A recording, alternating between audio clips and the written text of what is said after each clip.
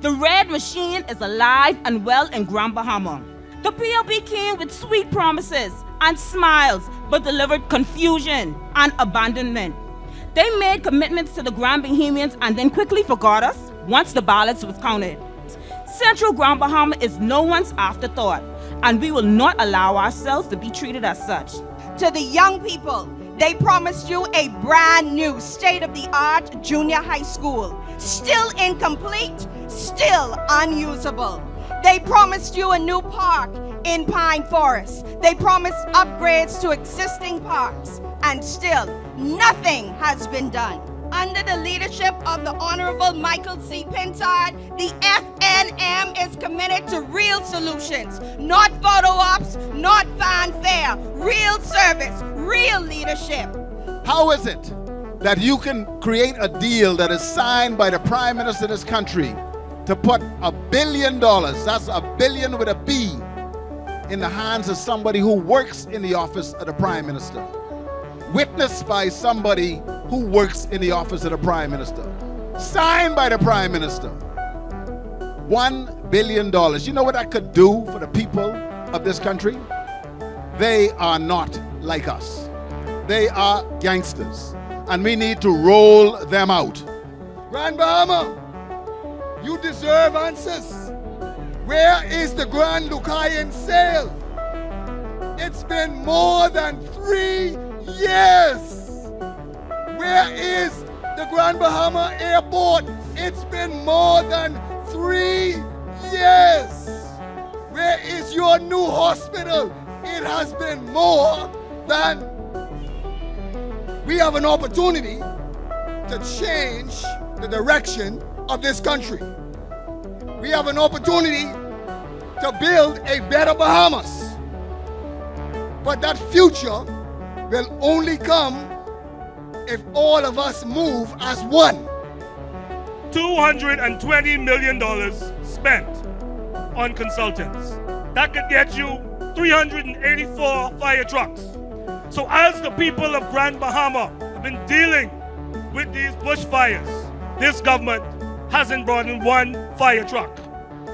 Sir Cecil said in that historic speech that we all know about that democracy and truth are hard and demanding taskmasters. He knew, as our forefathers knew, as we know today, that a government that is not accountable to the people is a government that is ultimately bad for the people.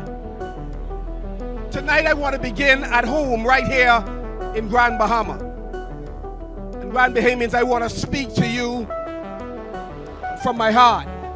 At the end of the day, all of us ought to listen in humility to the people we work for. We work for you.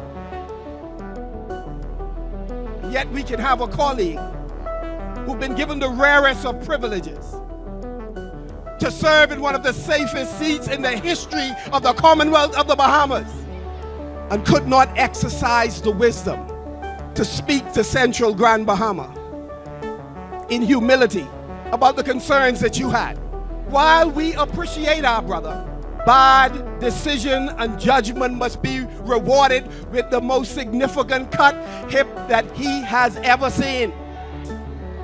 Whoever they send in Central, from the PLP or the pretenders to the throne, we can drop it on them. Not because we vex. We can drop it on them because Central Grand Bahama deserves good leadership, accountable leadership.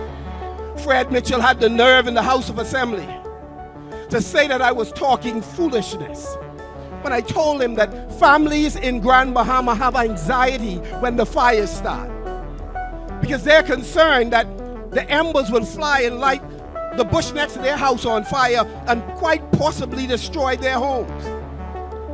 When Crazy Thompson and myself and Iram went in Hawksbill, two of the trucks that were there, 3,500 gallons of water each, which have more water than any of the fire trucks, by the way. We asked the owner, I spoke to him directly, I said, has anybody ever called you to ask you to assist in helping? No one from the government called that company. Grand Bahamians, if they loved us, if they cared about us, they would have invested in tractors to clear around people's property in conjunction with those residents to create breakpoints so that the fire would not destroy homes. They would have found out what inventory is on the island that may be of assistance to us. There are numerous persons on this island that have water tanks, and it's not the traditional water truck. Doesn't Ginger know this for a fact? Wouldn't Kingsley know this? Wouldn't Fred on his occasional visits to Grand Bahama know this? The opposition party spent time repairing more homes in West Grand Bahama than the government of the Bahamas with a multi-billion-dollar budget. And so every time you see a fire, even when that means you just turn on your stove, I want you to remember Fred Mitchell and why he should no longer be in public life. We have an opportunity, Grand Bahamians, to do something different, to elect a new team. Pine Ridge, are you ready? When you have a bad employee who don't pay their bills, who don't give an account for the resources you place in their hands, what do you do with them employees? So what are we gonna do with the minister of Grand Bahama? What you gonna do with the brother out in West Grand Bahama? What will you do with Philip?